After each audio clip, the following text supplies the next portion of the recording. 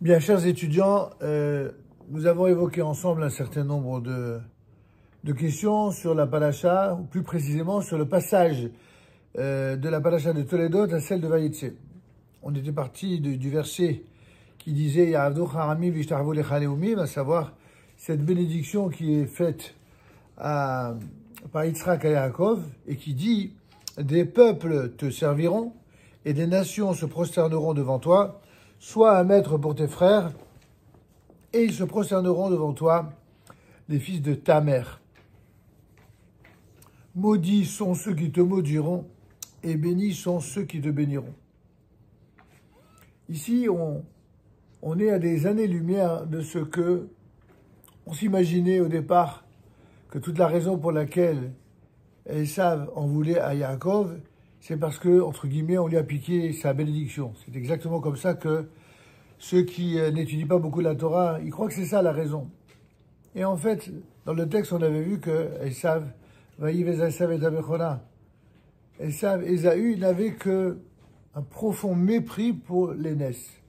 En vérité, mes enfants, nous avons vu que il y a deux types de mérites ou de droits que vont conférer ces droits d'aînesse. Il y a l'héritage au plan spirituel et l'héritage au plan matériel.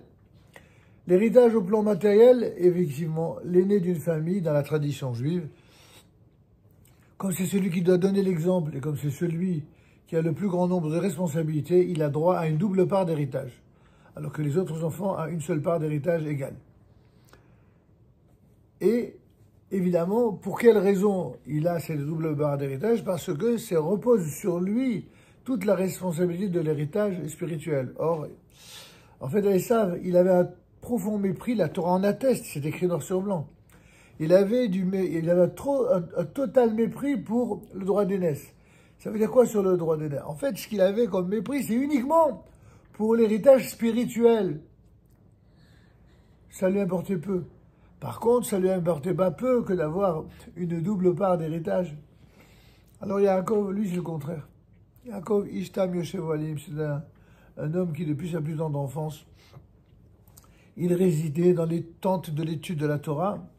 Lui, l'argent n'était pas quelque chose qui était si essentiel. Il en faut pour vivre, comme tout le monde. Il va travailler très dur pour cela. Il va travailler 20 ans pour pouvoir gagner sa vie et travailler même très très dur et dans des conditions d'exploitation, comme on dirait aujourd'hui, qui sont effroyables. Et pour autant, ce qui comptait pour lui, c'était d'être le continuateur de l'enseignement, de l'héritage moral et spirituel de Abraham et de Yitzhak. Alors, quels étaient justement ces enseignements? Nous avons déjà évoqué ensemble le fait que Abraham, il incarnait la douceur, l'amour des êtres humains fait à l'image de Dieu, l'amour de la bonté, la générosité. Ça, c'était Abraham. Yitzhak, au contraire, c'est celui qui incarnait apparemment le contraire, la rigueur, la dureté, le respect de la loi, mais également la combativité. Et même la combativité la plus dure qui soit, la capacité à lutter contre ses propres instincts pour subir ce qui n'est pas juste. Ça, c'est Yitzhak. Et Yaakov va lui incarner celui qui connaîtra parfaitement la loi, qui se soumettra à Dieu et à la loi, tout simplement parce qu'il se soumet à la vérité. C'est pas comme aujourd'hui, pour un oui, pour un non, vous avez des groupes de personnes qui s'appellent les insoumis et ils sont fiers de l'être. Ils sont insoumis. C'est-à-dire que c'est exactement, ils ont trouvé de manière parfaite ce qui les caractérise. Ils sont insoumis à toute morale, ils sont insoumis à tout ordre divin, ils sont insoumis à toute réelle bonté au profit de toute chose qui est mauvaise dans le monde. Yaakov, c'est exactement l'opposé de cela. Yaakov, c'est celui qui se soumet à Dieu avec humilité, mais attention, c'est celui qui dans sa vie saura en permanence faire une équation qui est l'idéal de chaque juif, c'est Abraham plus Yitzhak égale Yaakov, c'est-à-dire la bonté, la générosité, plus la rigueur et la dureté, eh bien c'est cela qui va conduire à la vérité. Laquelle de vérité? Celle qui est non seulement enseignée par Dieu pour le peuple d'Israël, mais aussi pour les hommes. Il ne s'agit pas de parler de vérité religieuse. Vous savez bien que dans le monde des idées aujourd'hui, chacun se prévaut d'une vérité. Tantôt au nom de la Torah pour les Juifs, tantôt au nom du christianisme, pour le monde chrétien, encore qu'il y a plusieurs vérités au sein du monde chrétien, tantôt au nom de l'islam. Et là aussi, au sein du monde de l'islam, il existe plusieurs voies différentes. Aucun rapport, les voies entre elles. Il y a des voies qui sont des voies généreuses, comme Abraham, fidèle à Abraham, qu'ils appellent Ibrahim. Il y a des voies qui sont intègres. Et puis il en est qui ont cultivé la haine, non seulement du peuple d'Israël, mais aussi la haine des peuples chrétiens. La haine, en fait, de tout ce qui n'est pas musulman. C'est ce que d'aucuns appellent l'islamisme, ou l'islamisme radical, ou le djihadisme. Enfin, chacun ira de ces expressions. La réalité, elle est claire. Soit un musulman est quelqu'un de droit et d'intègre, à l'image de tous les religieux de la terre. Ils sont droits et intègres, ils aiment les êtres humains. Et je pense que cet islam, il existe. Il existe, contrairement à certains qui pensent qu'il n'existe pas. Il existe. Alors, est-ce qu'il est compatible ou pas avec la vie dans tel ou tel pays? Ça, c'est déjà quelque chose qui appartient au domaine de la politique, qui n'est pas, en tout cas, dans le cadre de notre cours ici, ça n'est pas notre propos. Mais une chose qui est certaine, c'est que celui qui n'est pas capable de comprendre que pour honorer son Dieu, quel que soit le nom qu'on lui donne, eh bien, il doit honorer tous ceux qui ont la foi en Dieu, les aimer, les respecter, et qui au lieu appellent à la haine, à la peine du peuple juif, à la peine d'Israël, parce qu'effectivement, le seul et unique terre qui est lié au peuple d'Israël, c'est la terre d'Israël. Et d'ailleurs, les gens le savent bien. Et les véritables antisémites, aujourd'hui, ce sont les antisionistes. C'est les plus grands antisémites de tous les temps. Parce qu'ils accumulent sous une seule casquette toutes les formes d'antisémitisme. L'anti-judaïsme, c'est-à-dire anti-religiosité, l'antisémitisme au sens même intellectuel, et l'antisionisme au sens politique. Or, le peuple d'Israël, c'est une entité qui inclut toutes ces dimensions, à la fois l'identité nationale, l'identité collective de la nation, l'identité de la Torah d'Israël, l'identité de la terre d'Israël, et tout cela, comme dit la Torah, comme disent nos sages, Torah Adonai Temima Meshivat Nafesh. La Torah de Dieu, pour quelqu'un qui est vraiment croyant, elle ne peut pas se couper en morceaux. Elle doit être Temima, elle doit être parfaite, entière, exactement comme Yaakov, qui était Yoshev, Ishtam Yoshev, Yaakov, Ishtam Yoshev Ohalim. Yaakov était un homme qui était tam, qui était intègre, qui était entier, et qui résidait dans les temps de la Torah. On apprend de là que la Torah, elle doit être intègre et complète. Que la terre d'Israël, elle doit être complète et intègre. Et que le peuple d'Israël aussi. Comment réussir à créer une symbiose unitaire entre Dieu, la Torah, la terre et le peuple, lorsqu'on voit qu'au sein même du peuple d'Israël, il y a tellement de personnes qui ont malheureusement été contraints par les siècles de vie en exil à s'opposer ou à négliger, voire à mépriser tantôt la Torah, tantôt la terre, tantôt leurs propres frères juifs dès qu'ils ne partagent pas les mêmes idées. C'est difficile, c'est très compliqué. Eh bien, malgré tout, nous savons que nous y arriverons. Pourquoi on sait qu'on y arrivera? Parce que tout simplement Dieu nous l'a promis. Il n'a pas seulement promis dans la paracha de Toledot, il a promis ici également dans la paracha de Vaïtse, ainsi que dans les prophéties d'Israël. Alors un dernier point avant de nous quitter sur cette question. Finalement, est-ce que Yaakov avait tellement à craindre de ce que son frère le tuerait? Est-ce qu'on tue quelqu'un pour une bénédiction? Quand des frères s'entretuent, entre guillemets, lorsqu'ils se disputent, et que l'un dit « moi, je vais te tuer », c'est une façon de parler. Il ne veut pas le tuer pour de bon. Pourquoi là, on a l'impression de prendre ça très au sérieux, qu'il voulait vraiment le tuer?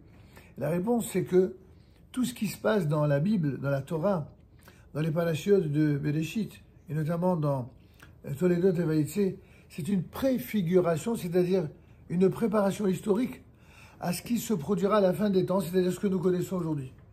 Aujourd'hui, nous voyons que toutes les nations qui descendent de Yaakov et Esav, eh bien, se retrouvent aujourd'hui dans la scène de l'histoire à occuper des positions dites géographiques, stratégiques, géostratégiques, politiques.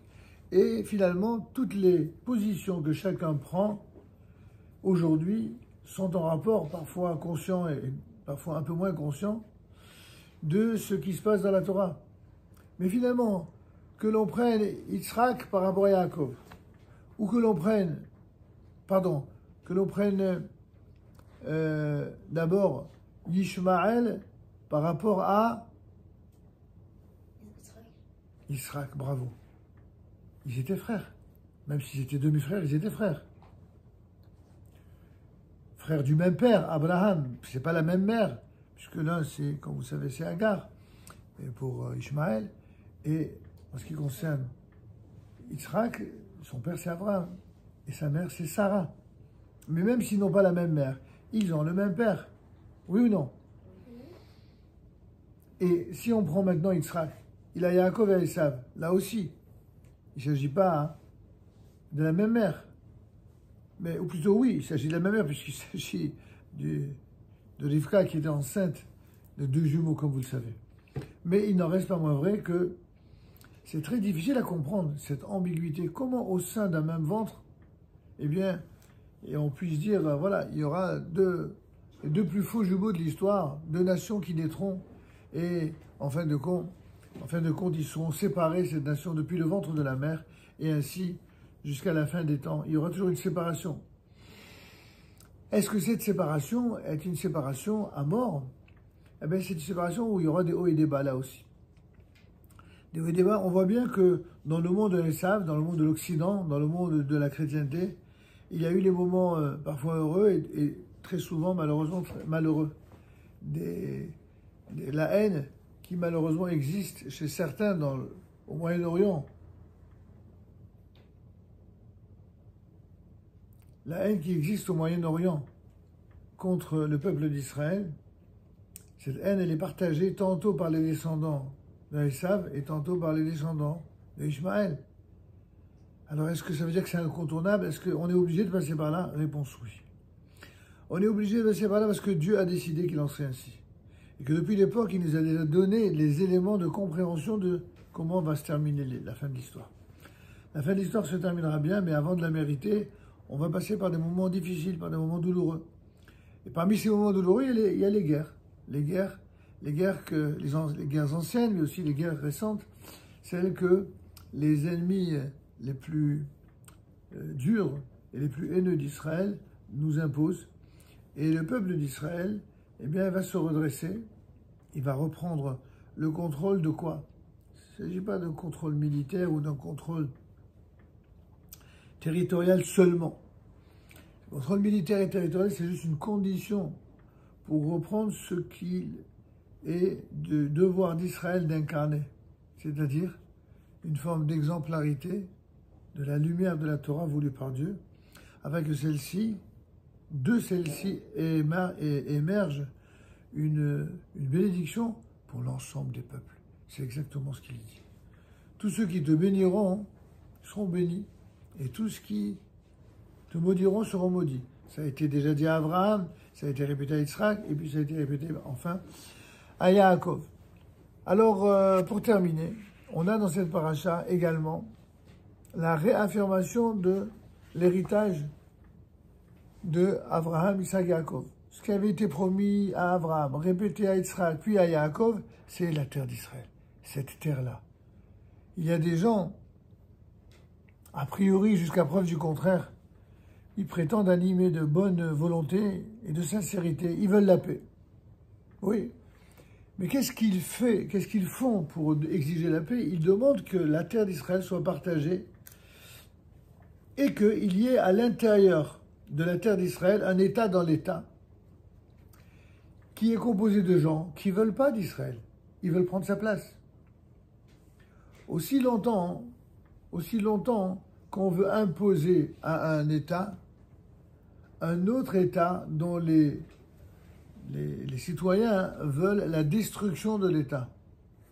Ça veut donc dire qu'on ne veut pas la paix, tout simplement. Et c'est exactement ce qui se passe. Je vous dis d'une manière simple pour que vous compreniez un peu mieux des choses qui parfois, peut-être, vous dépassent. En tout cas, c'est dans cette paracha que l'on réitère Lecha eten et arisazol udalacha adolam. C'est à toi que, regardez exactement dans quel terme, lorsque Yaakov fera son fameux rêve, lorsqu'il va s'endormir sur les pierres, il est dit Vehine Adonai nitzav alav vayomar. Et voici Hachem se tenant sur lui dit je suis Hachem, le Dieu d'Abraham, ton père, et le Dieu d'Yitzhak. La terre sur laquelle tu es couché, ou sur laquelle tu reposes, eh bien, je la donnerai à toi et à ta descendance.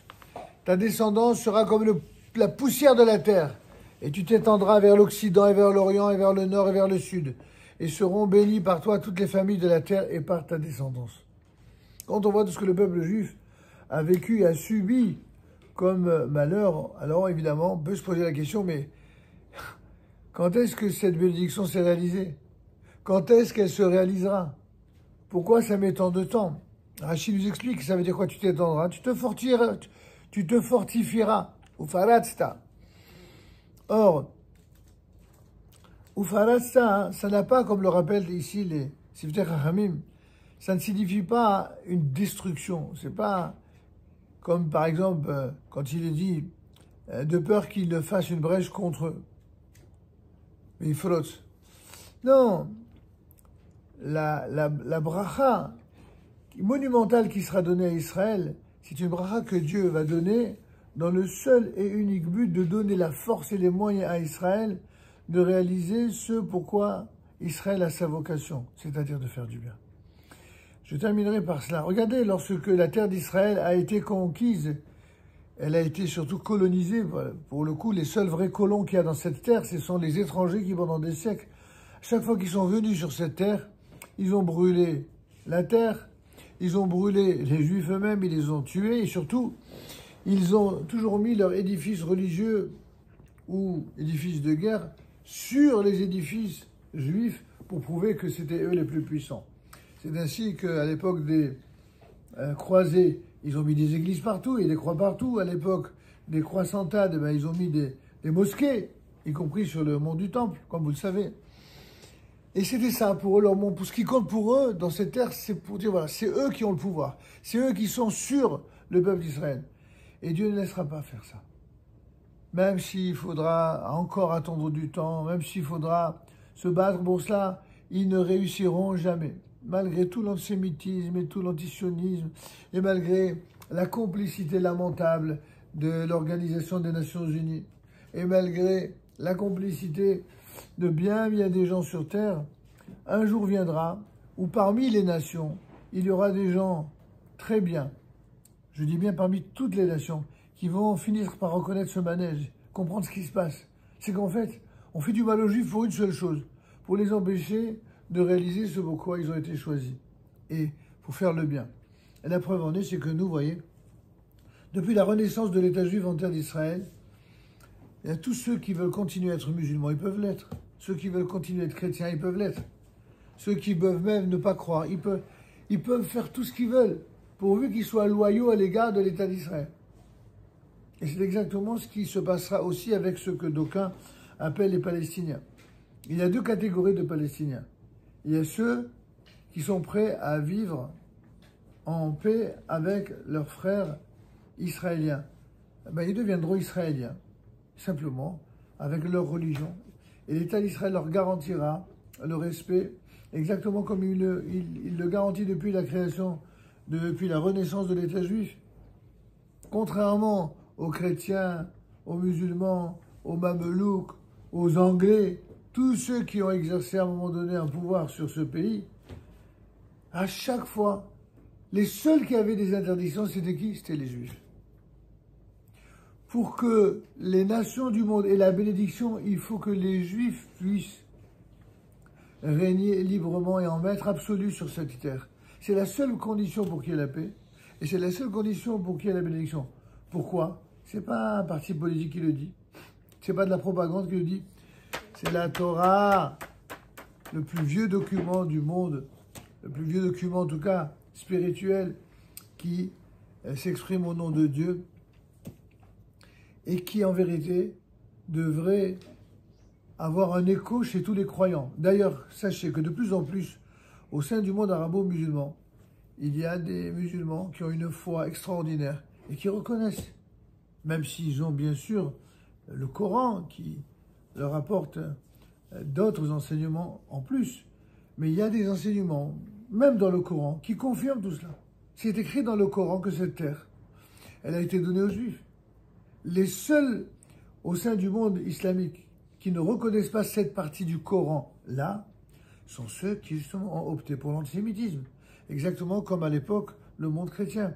Aujourd'hui, le monde chrétien a fait, entre guillemets, un petit peu teshuva là-dessus. Il a de meilleures relations avec le peuple juif, même de bien meilleures. Et un jour viendra, ou même dans le monde de l'islam, où il y aura des imams beaucoup plus raisonnables qui comprendront qu'il est de leur propre intérêt et de l'intérêt de l'islam et de l'intérêt de leur vie dans les différents pays dans lesquels ils ont décidé d'y vivre, eh bien de se montrer respectueux du peuple juif en terre d'Israël. Et nous avons bon espoir parce que dans la paracha, nous avions vu la semaine dernière que lorsque, eh bien, Yitzhak et Ishmaël vont enterrer leur père Abraham, eh bien, on voit qu'ils ont fait la paix, tous les deux, et que Ishmaël a reconnu la légitimité de la présence de Yitzhak sur cette terre, et donc ils feront la paix, ils feront vraiment la paix. À la fin des temps, une partie, j'espère majoritaire, c'est pas le cas pour l'instant, mais j'espère majoritaire, finira par reconnaître que la paix elle est possible.